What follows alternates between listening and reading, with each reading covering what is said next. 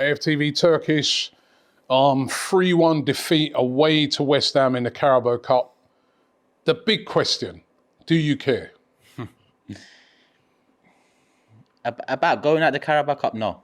But I care about the performance.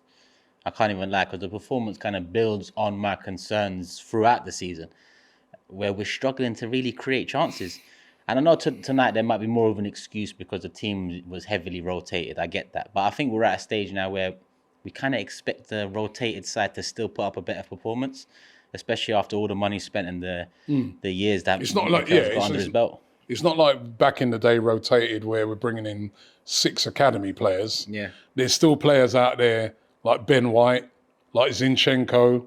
These are players that are first team players. Zinchenko, all right, maybe hasn't started all the games, but these are first team players that were the ones making the big errors tonight. Yeah, to be honest, we actually went probably stronger than I thought we would, especially in the back line. I think 3 out of the 4 were starters for us, Ben White, Gabriel, Zinchenko. So we was actually stronger than I thought, but I still looked at the lineup. I looked at the midfield. Jorginho, his best days are behind him. Havertz, God knows when his best days are ever going to come, and if he's going to come on a football pitch, then, fingers crossed. And Vieira, who, listen, this season he's done well at times, but at the same time, he still hasn't really nailed down himself as someone we can rely upon. So I looked at that midfield and I thought, yeah, there's going to be problems. On the watch along, I even said, I'm going to predict 1-1, but I do kind of think West Ham will win the game and nick it 2-1. In the end, they kind of, rolled through us in the second half.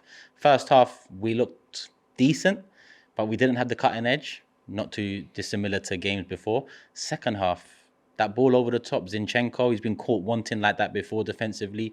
Didn't really make an effort to, put off the player, get the ball. And then Kudus just takes one touch in, and I'm sure we must have done our research. Kudus is a left-footed player.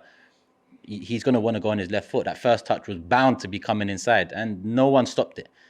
By no one, I mean Zinchenko. He should have been much better in that. And when it's 2-0, game's pretty much done.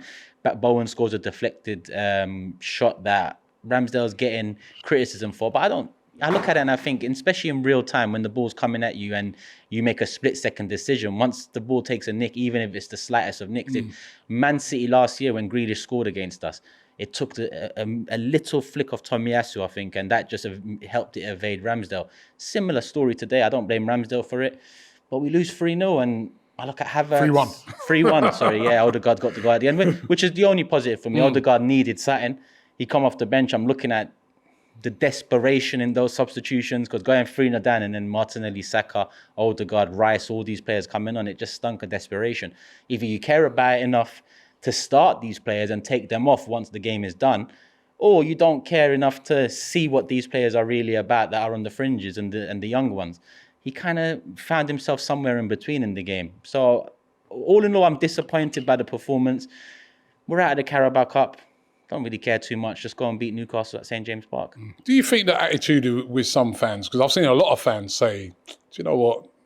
And there's fans like James who do care, and wanted to see, but do the managers care about this competition? When you see, some of the teams that managers put out for this competition. Yeah, that's what the new era of fans tend to look at. Look at the managers that have won it. Look at the teams that have been in the finals, and I get that. But I said to you on the watch along, our era, Rob, Sir Alex Ferguson, Arsene Wenger, the Carabao Cup, the League Cup, the Worthington Cup, Coca-Cola Cup, whatever sponsorship it used to have, it was just a chance for us to give the fringe players a chance. It was a chance for us to give some academy players a chance to come through. I remember Fabregas coming through in the League Cup. Merida was another one. Lupoli was another one. I remember wanting to watch the League Cup games because it was a chance to see the youngsters we have potentially coming through the ranks.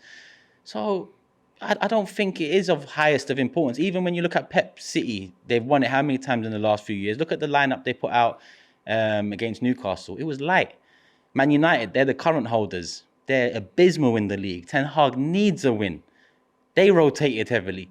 So it's not the most important of competitions. So I wouldn't expect the fan base to have a meltdown over it. And this is coming from someone who has quite a few meltdowns in a season, but I wouldn't expect the meltdown over this.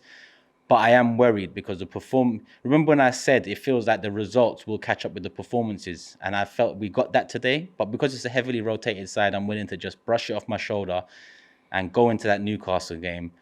Do not lose that. That's very important now, isn't it? Because all right, you can go out of the Carabao Cup, and if he goes to Newcastle and then Sevilla after that and wins those, nobody will really say that much about this. But if we go to Newcastle and we say to get another one of these type of results, people would care seriously about this. So he's really, Mikel Arteta and the players, let's just say, they're under serious pressure now to go and do something at Newcastle, which, by the way, they did last year. We did do last year, but we did it last year when the pressure was off. And that tends to be the case over the years with us. When the pressure's off, we turn up. Lo and behold, the last games of the last few seasons, we've smashed teams. But this one is a big one because Newcastle have started the season iffy in terms of results, but when you look at some of their performances and the goals that they're coming with, and Isak and Wilson and Almiron and all the great players, the great attacking players they have and great defensive players they have, Newcastle will be a test to come, not just for us, but Man City for the years to come, Liverpool for years to come. They are headed into title challenging status. With us, I'm still wary with that because as much as we challenged last season, I still have major doubts about this ownership and whether they really want to win. We will see this season.